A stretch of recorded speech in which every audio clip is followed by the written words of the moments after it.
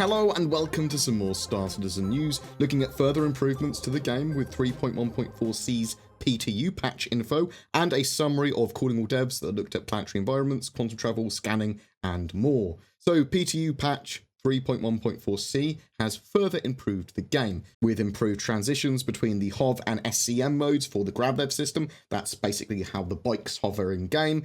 Gravlev speed is now limited only by planar velocity. They've improved ESP tuning. They fixed a bug with the boost afterburner where boost was heavily overperforming on some ships, and they fixed an issue with ESP that hindered aiming. There is also a known issue with this particular patch. If you strafe up with Gravlev in HOV and then switch to SCM, you may need to maintain altitude for a few moments to avoid switching back to the HOV mode. This is awesome news, this patch, because they're continuing to improve Gravlev and the IFCS system, so the basic flight model, not just the ships on ground, and they're looking to get the ESP tuned, which is basically the normalization of aiming when you're in your ships. Now, this is incredibly important, especially to people that use fixed gimbals, so people that are on joysticks, people that are using fixed weapons but on mouse. And it's all looking to be in before 3.2 is released in June, so hopefully we'll have that very shortly, actually.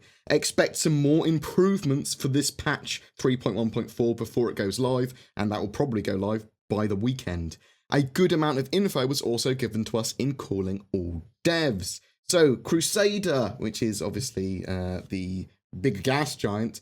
Orison is the Cloud City, the major landing zone there, which is going to be within the atmosphere of Crusader, but like hovering above any dangerous areas. So that major landing zone, Orison, has been white boxed. This is basically a rough layout of what they want to have there and how it's going to flow as a level. The gas tech for the gas giant itself is quite a big task. The graphics team are working on gas cloud tech at the moment, which is going to be used to create Crusader, as well as gas clouds in space in the game that will be able to be mineable. They can't create Crusader properly with what they've got right now, but it is coming. They've tested the Orison white box with their current gas cloud tech, and they can see the potential for, once it's been worked and polished a bit more, for it to really come into its own and to be what they want it to be. But the tech's not fully there yet. Hurston and water. So Hurston will be the first time we have water in the game.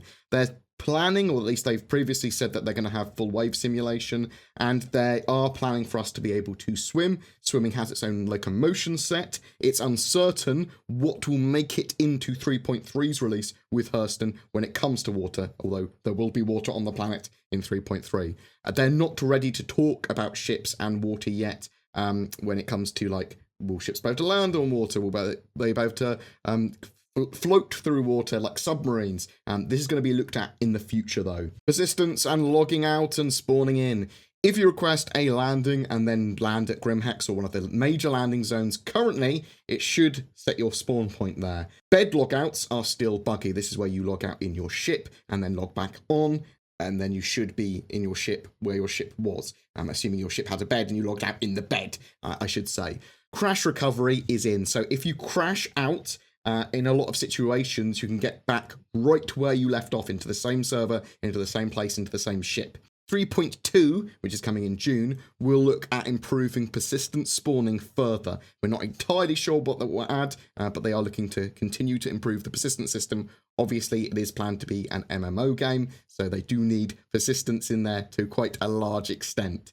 Scanning. So they're currently working on scanning pings and items that you would then find from pinging. So this will be used in the short term for finding minables on planets and asteroids. You're going to be able to ping to find out vaguely where potential targets might be that will be mineable. And then you'll get closer to those targets, and then you'll be able to do a more focused scan on particular objects, and that will tell you the mineral composition of a specific node. This will be the basis for the overall system that will then be used for scanning ships, for cargo, and for general scanning information. Eventually, you'll be able to scan for life forms or specific pieces of information that you might want to know. So, yeah, is this ship carrying narcotics?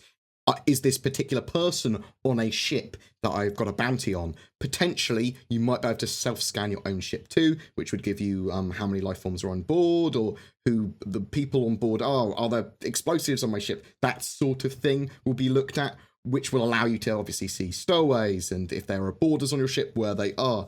There will be ways for players to potentially remain undetected by disabling scanners or wearing stealthy gear and actually being stealthy around your ship. Or it might just be that you don't know exactly where they are and that sort of stuff. Obviously, if you disabled someone's scanner in a particular way, it might be obvious that you've disabled a scanner. It'll be like, that system might have blown, like naturally, might have had wear and tear, but it's more likely that someone is on my ship. Orbital markers and planetary travel.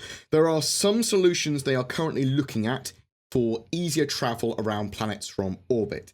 At the moment, there are basically 6 orbital markers around a planet or a moon that allow you to navigate to where you want to go. However, this is not ideal, as they might not be where you want them to be, and there are still quite long travel times after you've already reached a planetary body to get to the surface. They are looking at having a scale where you would dynamically have access to more markers as you got closer to a planet. The other solution that they're looking at, and that I prefer, is that you target a point on a moon or a planet, and it will create a dome of where you've basically targeted above the atmosphere. So this will allow you to then travel via any angle by creating a spline, which is a curve that connects 2 or more points. So it will create a curved point to that, and then you'd be able to quantum travel to that dome. And because it's a dome, that means you'll be able to descend to that location without nosediving. So you'll come into an angle where you can then travel to that point that you want to go to. For me, this is a much, much better solution and would allow for quantum travel with orbiting planets and astral bodies potentially as well. Because obviously, if objects are orbiting, things are moving as you're traveling to them. So they need to create these splines, these curved points that be able to connect these 2 points together. Potentially, those curved points might move as you're traveling to them. So I'm just thinking that might be very, very useful for CIG when it comes to having quantum travel tech like that. But they've also confirmed that you're not going to be able to quantum travel through atmospheres, which is one of the reasons that a kind of dome would be created above an atmosphere. And it also makes sense for gameplay terms. Otherwise, everyone would just get into their ship and quantum travel immediately from kind of landing.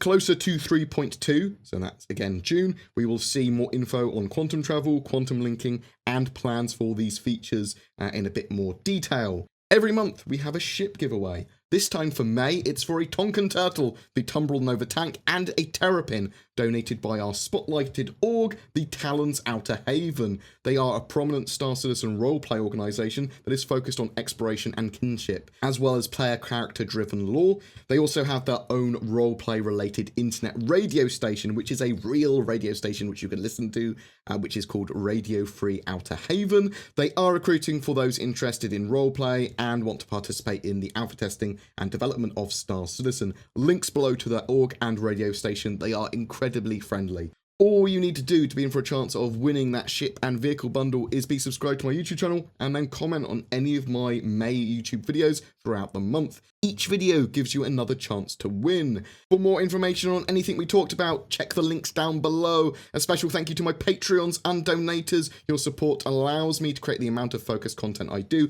Again, links to further support the channel are down below as well. Please remember to like and subscribe, as it really does help me, as does your feedback. Please take care, guys, and I'll see you in the verse.